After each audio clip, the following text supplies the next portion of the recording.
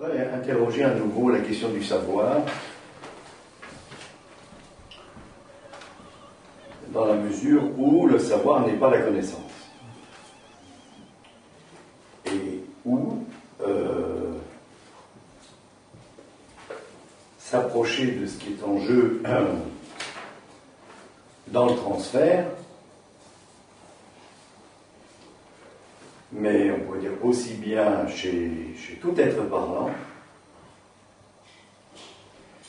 c'est partir de cette question. Freud ne l'a pas épinglé comme ça, mais pour Lacan c'est évident, hein, vous savez qu'il pose le transfert à partir d'une dénomination, savoir, supposé sujet, ou sujet supposé savoir. Donc il y a le mot savoir qui est en jeu. Alors, ce qu'on peut déjà remarquer, c'est que la question du savoir, elle n'apparaît pas comme ça, et notamment l'interrogation sur le savoir, elle apparaît avec Descartes.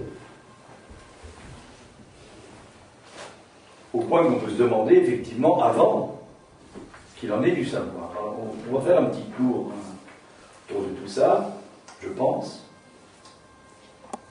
Et puis, ça va nous faire parler, je pense, un peu du christianisme, un peu du mythe aussi, et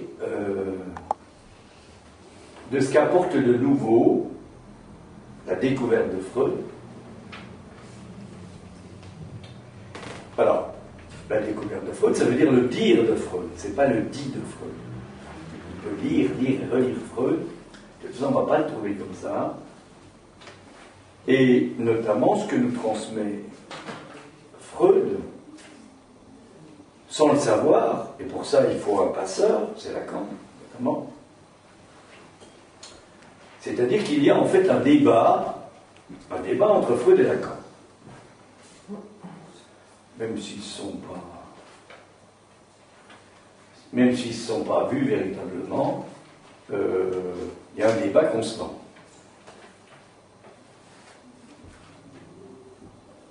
Ce que va trouver Freud, bien sûr, c'est l'importance de la sexualité. Ça, on en a déjà beaucoup parlé. Et Lacan va surtout articuler cette dimension de la sexualité par rapport à la langue. C'est-à-dire qu'il arrache la sexualité à toutes les critiques qui ont été faites à Freud et qui continuent. Hein. Bon. Vous savez ce qui vient d'être écrit dans un livre là-dessus. Hein.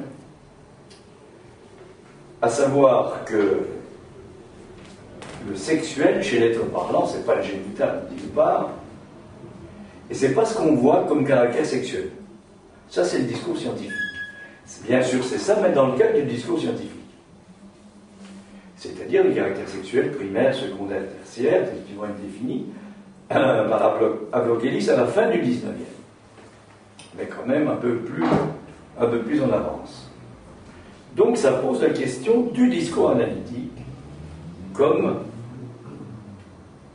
pouvant transmettre qu'il y a un savoir du sexuel qui n'est pas celui du discours scientifique, qu'on connaît tous. Hein. Ça ne veut pas dire que le discours scientifique n'a pas de valeur. Le caractère sexuel, ça, la vérité, c'est l'épreuve de la réalité, donc c'est important, mais dans le cadre de cette réalité qui est la réalité du fantasme. Fantasme qui dépasse évidemment le sens habituel du terme. Je ne vais pas trop partir là-dessus parce que du coup je vais y passer un peu trop de temps. Je laisse ça comme ça. Et que, alors c'est là que l'avancée de Lacan est importante, parce que ce que va nous transmettre progressivement Lacan dans ce débat avec Freud, j'insiste bien là-dessus, c'est un débat. C'est-à-dire que c'est toujours à remettre en jeu. Il n'y a pas un jour quelque chose qui est défini une fois pour toutes. Ce qui pose bien des problèmes dès qu'on dit Freud a dit. Peut-être, oui. Et alors hein, n'importe qui peut dire Freud a dit, et quand il dit ça, il est parano, il est pervers. Oui, bien sûr, de chacun d'entre nous. Alors, l'importance dans ce débat que va apporter Lacan, c'est que l'être parlant, chacun d'entre nous, pas l'être humain, je laisse côté l'être humain, hein, c'est trop philosophique ça. Ou alors il faudrait ajouter un peu ce qui manque dans le mot humain. Le mot humain, on peut le considérer comme une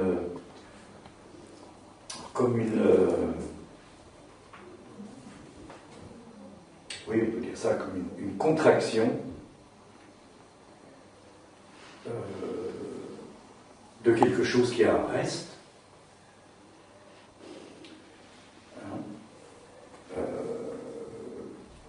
et qui est l'humeur malsaine. L'humaine, c'est l'humeur malsaine.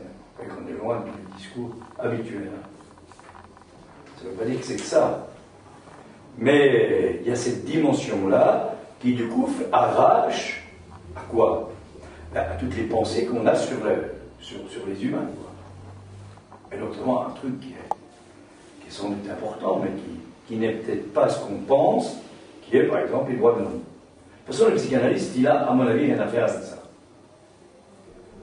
Pourquoi? Parce que ça ne veut pas dire qu'il n'a pas à dire quelque chose, mais surtout pas à vouloir revendiquer quoi que ce soit par rapport à ça.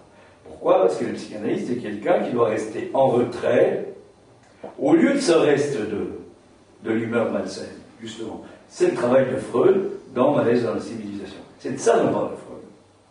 Alors à nouveau, il ne s'agit pas d'écrire ce que Freud a dit, de le répéter,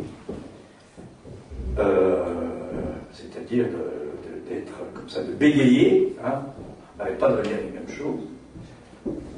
Comme quelqu'un avait dit, le bégaiement du maître, de l'être, hein, c'est plutôt de pouvoir dire autre chose. Alors, le sexuel, évidemment, la sexualité, la découverte de Freud, même s'il ne le dit pas comme ça, j'insiste, hein, c'est qu'il y a un savoir sexuel particulier, et que l'inconscient a à être situé par rapport à ça. Alors, le savoir sexuel, eh ben, c'est tout simple, il va l'appeler Lacan S2. Écrivez deux comme vous voulez, S comme vous voulez, point d'interrogation, etc. Tout est dans l'écrit, pas dans l'écriture. Dans l'écrit. Les écrits de Lacan, c'est ça. C'est quelque chose qui sonne, c'est quelque chose qui donne un certain trait particulier, donc une certaine lecture. Alors, ce savoir sexuel, et c'est ça là, même pas la révolution, c'est la révolution, ça a toujours un espèce de goût de fais-moi peur, hein, faire peur à tout le monde, alors une révolution, voilà, révolution. Et reprendre par exemple la révolution dont parle Freud, la révolution copernicienne, pour montrer que c'est quand même, c'est peut-être pas tout à fait ce qu'a dit Freud. Bon, je passe.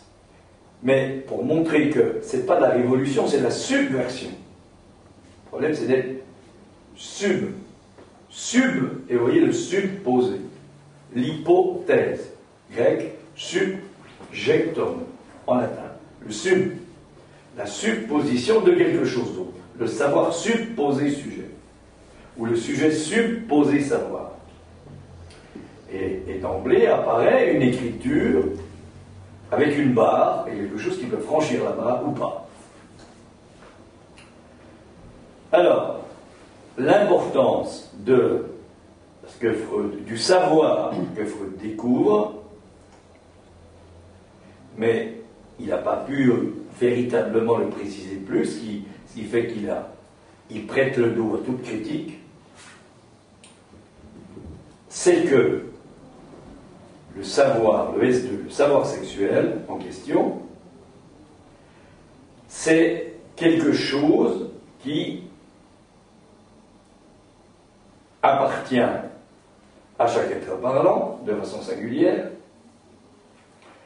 Pour le coup, on peut écrire D''UX. Et il y a, alors l'année dernière, j'avais intitulé le séminaire Hors d'eux. Il y a, chez chaque être parlant, au moins 3. Ce qu'il va définir, lui, quand il va proposer l'être parlant comme étant le résultat, le nouage de 3 éléments. Réel, symbolique, imaginaire. Et là, on n'est plus dans la personne, dans la personnalité, on est dans autre chose. On est dans le fait de parler et dans le discours qui en résulte. Tout de suite, une remarque. On peut dire que nous sommes des animaux parlants, nous sommes un animal parlant, et le fait que nous soyons des animaux parlants au sens du langage va nous poser bien des problèmes, ce qui n'est pas le cas de l'animal, qui lui, en tant que tel, l'animal, on peut dire que l'animal, sa caractéristique, c'est de ne pas connaître le nombre. L'animal, ça ne connaît que le 2, c'est tout, pour la copulation. Et en plus, il sait quoi faire de l'autre. Ça ne lui pose pas de problème.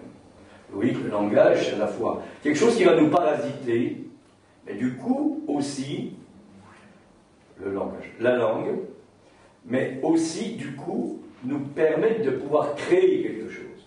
C'est ça, de ne pas toujours être dans une stéréotypie, même si cette stéréotypie existe. Bien sûr, chacun a la sienne. Et du coup, ça nous amène à cette stéréotypie, à un certain mode, pour chacun d'entre nous, un certain mode du jouir. Et de supposer l'inconscient comme lié à une certaine jouissance d'un... Alors, on va un peu, je vais vite, mais il faut bien... comme la jouissance d'un lieu dont nous sommes radicalement séparés. On n'y a pas accès, en fait, c'est cette dimension du langage, justement. C'est-à-dire qu'on peut avoir parfois accès à quelque chose, à un savoir particulier, qui est donc ce savoir de la langue, pour bien montrer que c'est quelque chose qui n'a rien à voir avec ce qu'on appelle la langue habituellement, en linguistique. Lacan écrit la langue en un seul mot, L-A-N-G-U-E, c'est une écriture, c'est plus exactement, c'est un écrit qui permet de dire que c'est quelque chose de particulier, sans pouvoir dire ce que c'est. C'est ça l'important, sans pouvoir dire ce que c'est. Et c'est ce savoir de la langue qui va être en jeu dans une psychanalyse, et ce qui est attendu d'une psychanalyse, alors ça c'est encore quelque chose de plus conséquent, c'est une production. Alors, et là on peut rejoindre tout le travail de Marx, par exemple, autrement que dans une lecture politique ou une lecture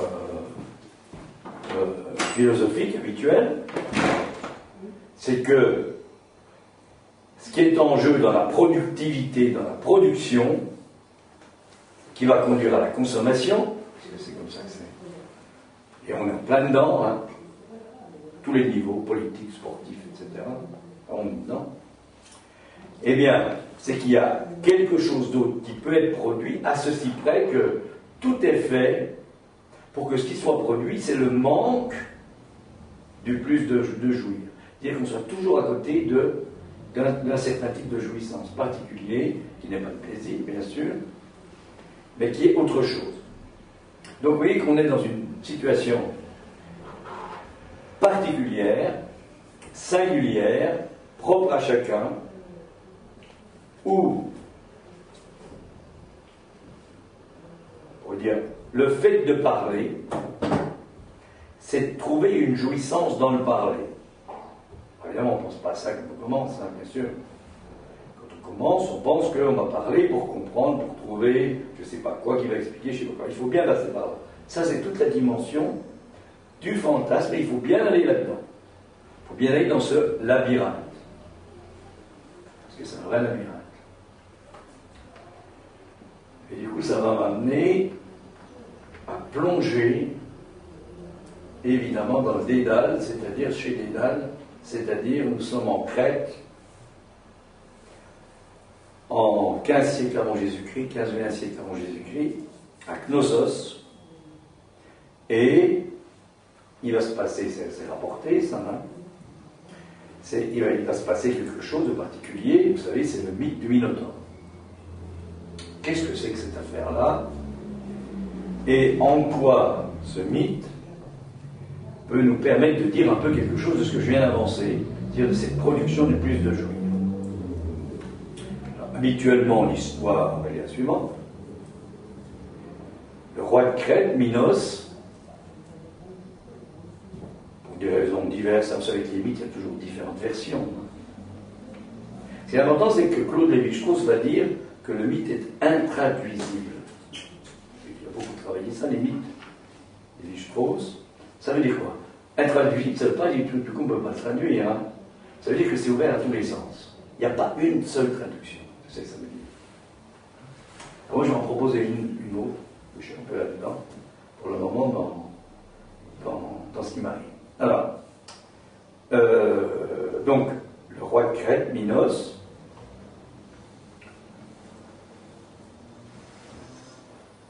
a reçu un cadeau de Neptune, un taureau. Évidemment, les dieux, quand ils font un cadeau, ils attendent un retour.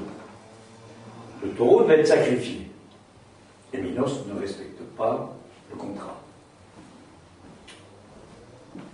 Alors, Neptune décide de se venger. Je raconte l'histoire. Hein. Comment on peut raconter sa propre histoire, finalement? Hein, mais on sait que quand on a raconté ça, c'est autre chose qui vient. Encore une autre histoire, puis encore une autre histoire, à la fin, on ne sait pas bien ce qu'il reste. Alors, évidemment, Neptune veut se venger. Ça, c'est ce que pense Minos. C'est ça qu'il faut bien comprendre. Et Minos est dans la position du roi. Hein. Le roi n'est pas un sujet. C'est-à-dire que le roi, c'est celui à qui on ne la fait pas. D'autant plus que il a libéré Athènes qui était en proie à une peste. Donc, par un stratagème, il a pu arrêter la peste à Athènes. Donc, Athènes est en dette vis-à-vis de lui. Dans la politique, oui, Athènes, c'est en Grèce, hein. C'est avant la Grèce, tout ça. Hein, bon, il y a la mer entre les deux, hein, c'est au sud, la Crète, Knossos, et donc,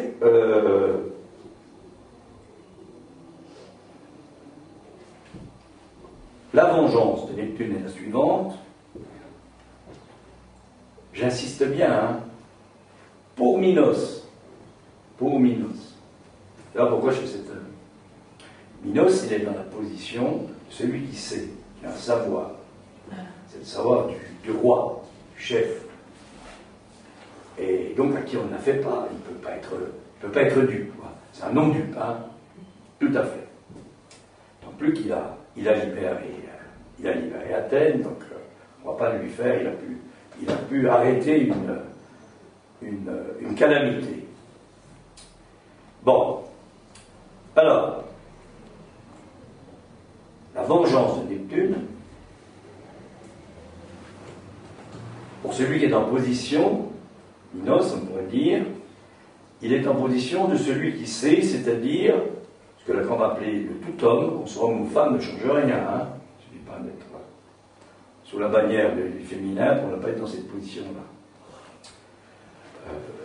C'est-à-dire qu'il est dans ce qu'on appelle la fonction phallique, c'est-à-dire qu'il est dans ce savoir qui, lui, justement, ne prend pas en compte la dimension du 3.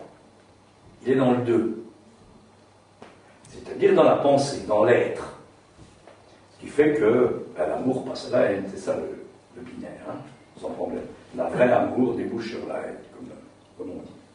J'aime, tu aimes, il aime, ça va conduire à la haine. Bon, alors, Minos, toujours, lui, on va penser que c'est un rêve de Minos, finalement, cette affaire. Mais il faudra l'analyser, justement. Ce qui va arriver à Minos, c'est la chose suivante, c'est que sa femme, Pasiphae, qui est la fille d'Hélios, du dieu soleil, va tomber amoureuse du taureau. Bon. Et de cet amour, alors vous sentez la culpabilité, surtout pour nous les christianismes et tout ça, hein. Parce que nous on l'interprète depuis maintenant, évidemment. Hein. De cet amour coupable, il va en résulter une union. On dit que Pasiphae a trouvé un subterfuge, une façon de considérer la femme, on pourrait dire à l'image de l'homme. Hein, trouver une vache comme ça, un taureau, il peut pouvoir se tromper. Il y a donc eu un rapport sexuel au sens génital du terme, et le résultat, c'est donc cet être mi-bête, mi-humain, qui est le Minotaure. Il y a le mot minos dedans, et Thor, c'est donc le taureau. Alors, il y a une preuve du rapport, et comme ça se passe, hein, vous savez comme ça se passe chez les humains habituellement, c'est qu'à partir de ce moment-là, il faut faire disparaître le produit. Donc, Minos demande à l'architecte, qui s'appelle Dédale,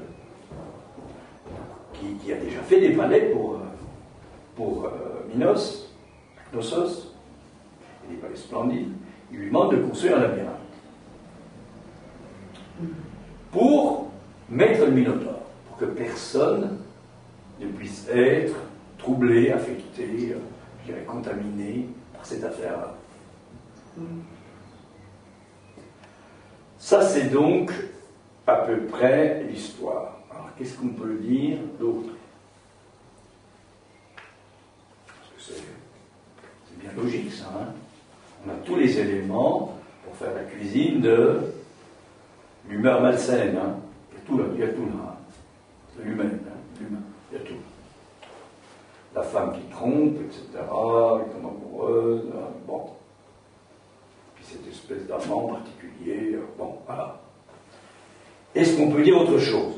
Alors, autrement dit, est-ce qu'il est possible de trouver là-dedans quelque chose qui soit subversif, comme je veux, pas explicatif, subversif? Alors moi je dirais ceci. Je vais prendre à l'envers, chose. Je dirais que le Minotaure, alors là c'est évident, c'est un produit. On va dire ça. C'est un produit. Hein, c'est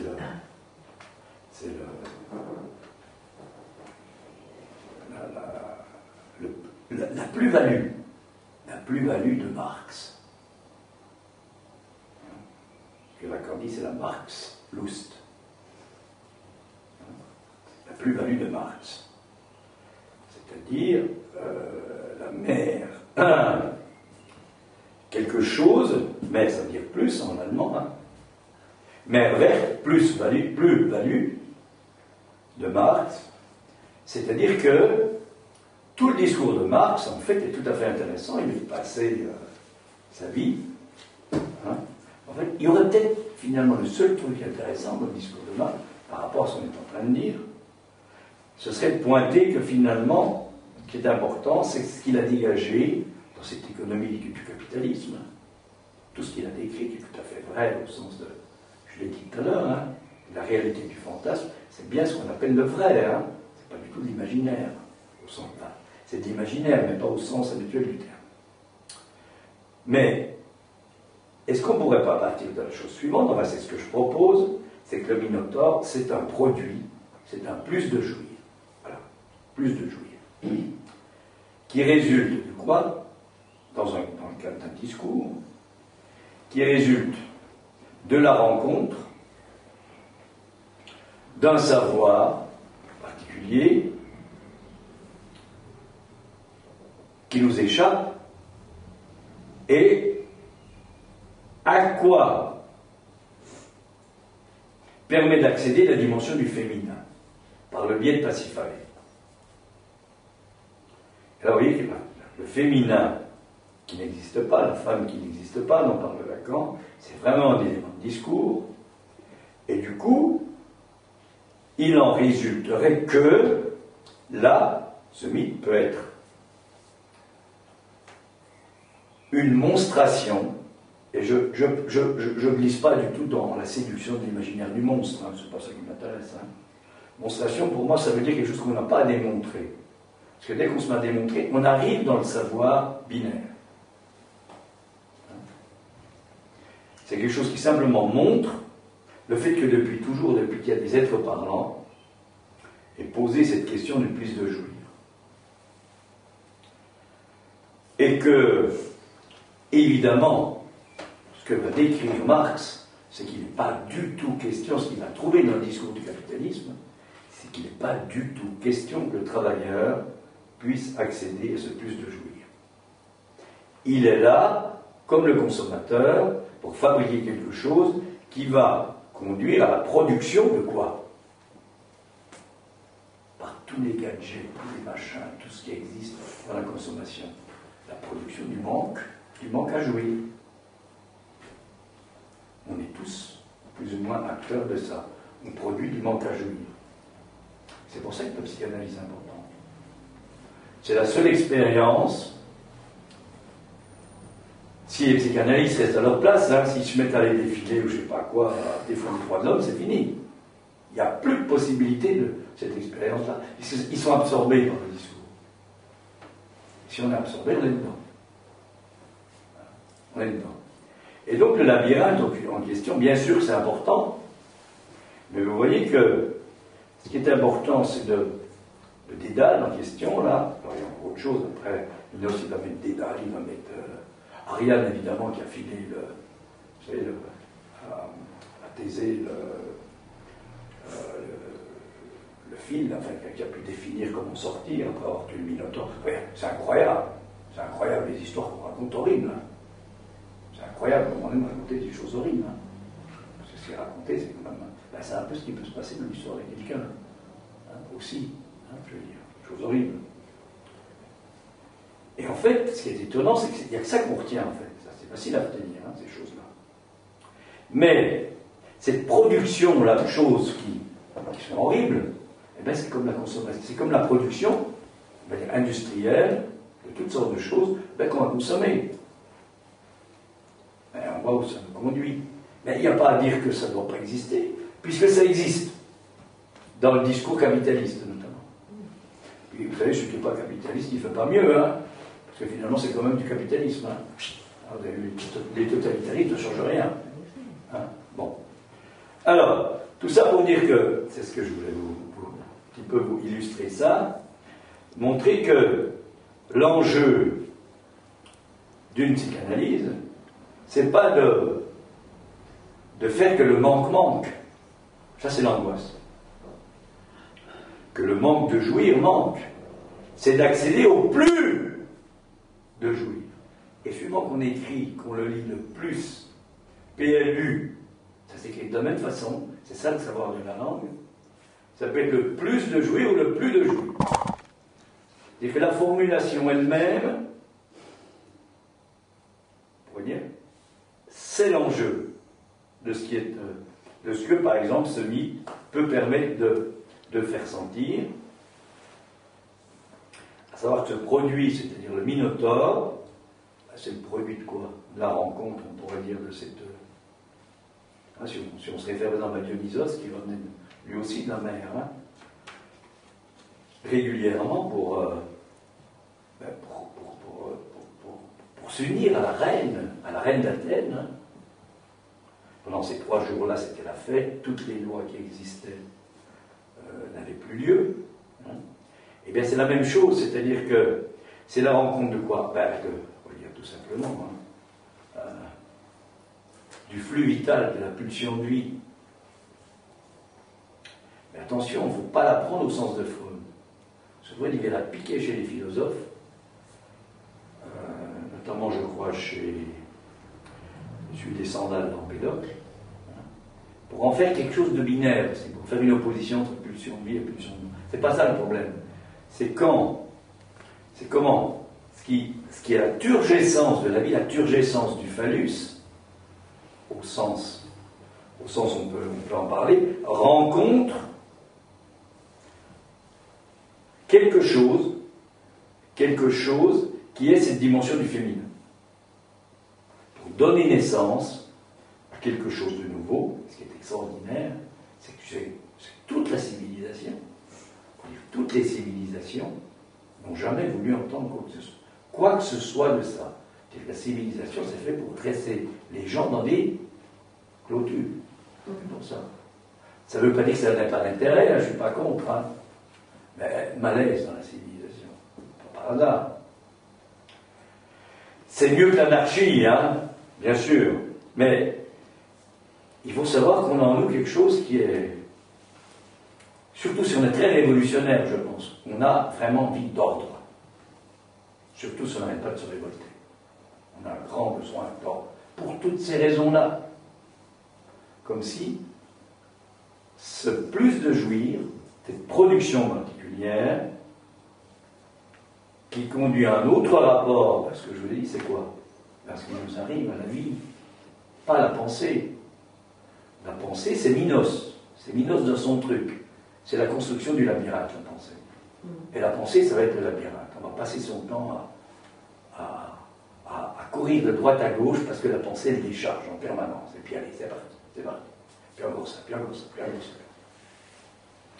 Donc c'est important l'histoire du Dédale, c'est-à-dire du labyrinthe, en hommage à ce Dédale, là, cet architecte.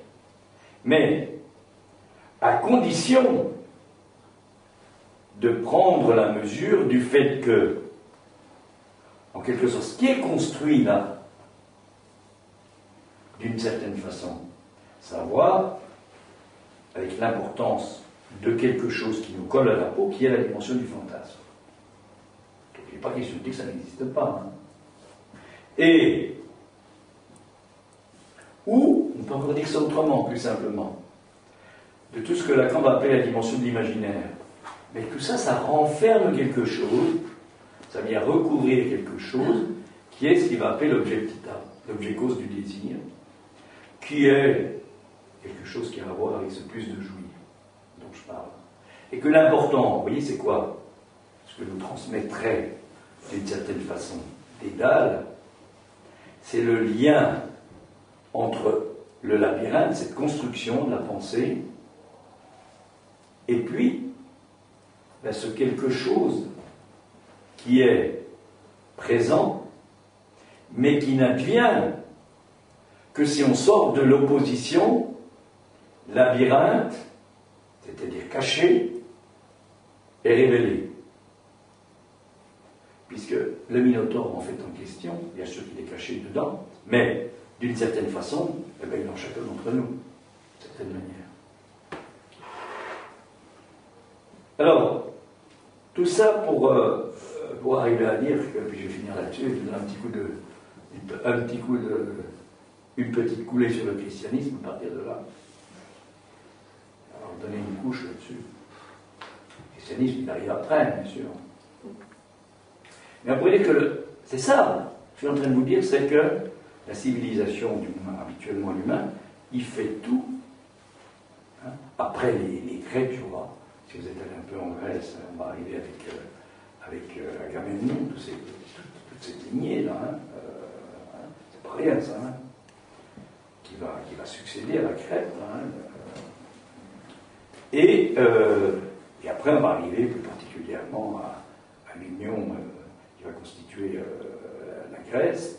Mais dans l'histoire, en fait, on va dire que tout ce qui va constituer l'humanitairerie, voilà, l'humanitairerie, c'est beaucoup mieux. Pas l'humanitaire. Alors, je ne parle pas de ceux qui promenaient des sacs à dos. Hein.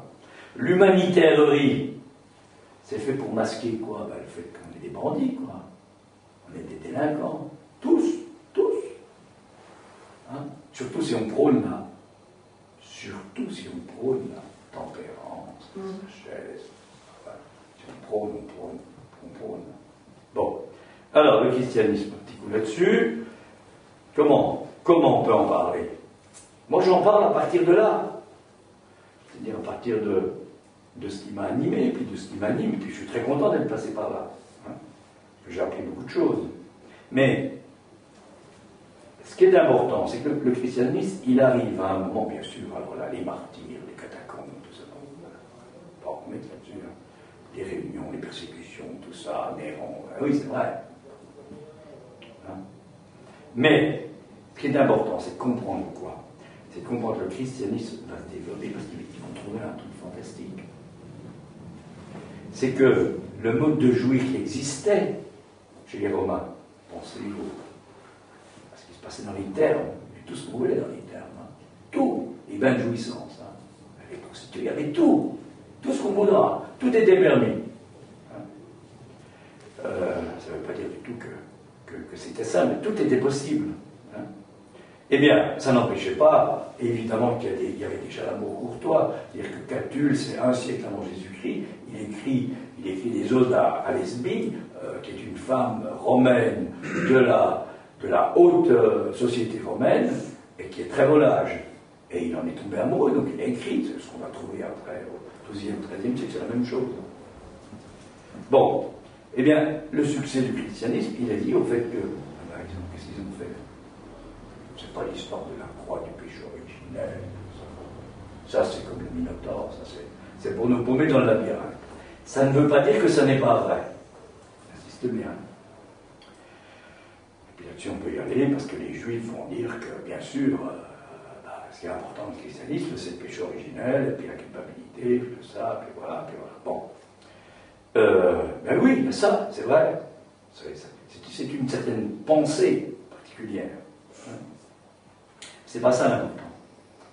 L'important, par rapport à ce qu'on peut dire, ce qu'on peut dire à partir du discours analytique, tel que j'en parle ce soir, un petit peu comme ça, pour rendre hommage un peu à Lacan, bien sûr, et puis à chacun d'entre nous, par rapport à ça. Hein. Puis hommage, vous suivez la langue, c'est dommage. Et le dommage, ben, c'est la dette. C'est pas, qu'est-ce que c'est dommage qu'il soit plus là. Hein, ce week-end à Paris, on a parlé de rendre un hommage à un psychanalyste argentin.